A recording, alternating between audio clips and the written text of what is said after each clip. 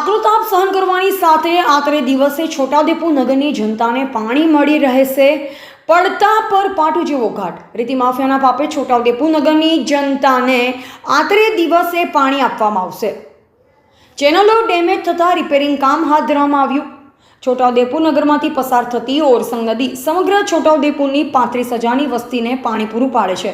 ઓરસંગ નદી આધારિત નગરપાલિકાના 2 વોટર વર્ક્સ આવે છે જે નગરની જનતાને ઘરે ઘરે પાણી પહોંચાડે છે, પરંતુ છેલ્લા ઘણા સમયથી વારીગૃહની વોટર વર્ક્સની ચેનલો ડેમેજ થતાં નગરને પાણી મળવામાં તકલીફ પડી રહી છે।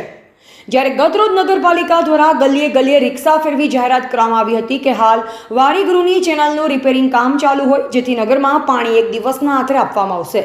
હાલ રિપેરિંગ કામગીરી ચાલી રહી હોય, આકરો તાપ પડતો હોય, પાણીની તાતી જરૂર પ્રજાને હોય તેવા સંજોગોમાં એક દિવસ છોડી પાણી પ્રજાને આપવામાં આવે તો કેવી તકલીફ અને મુસીબતનો સામનો કરવો પડે તે સૌ જાણે છે।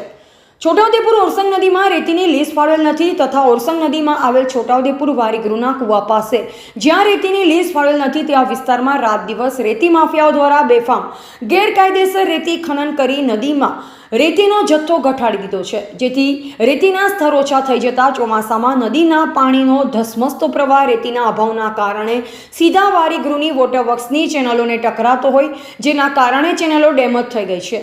અંદર કિચડ તથા કચરો ભરાઈ જતા જે પાણીનો ફોર્સ આવવો જોઈએ તે આવી શકતો નથી અને પ્રજાને પાણી મળતું નથી।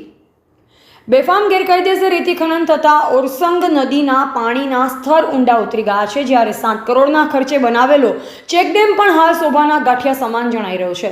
વારીગૃહના વોટર વર્ક્સ પાસે જે પાણીનો સંગ્રહ થવો જોઈએ તે થતો નથી અને ઉનાળામાં બધું પાણી સુકાઈ જાય છે અને ચેકડેમની આસપાસ જે પાણીનો સંગ્રહ થાય છે તે દૂષિત કચરાવાળું અને ગંદુ હોય છે, જેના કારણે આજે નગરની જનતાને પાણી પૂરું પાડવા પાલિકા તંત્ર દ્વારા હાફેશ્વરની નર્મદા નદીનું વેચાતું પાણી મંગાવવાનો વારો આવ્યો છે।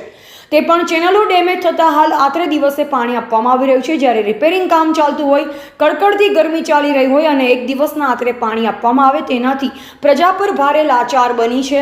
હાલ તો પડતા પર પાટું જેવો ઘાટ સર્જાયો છે।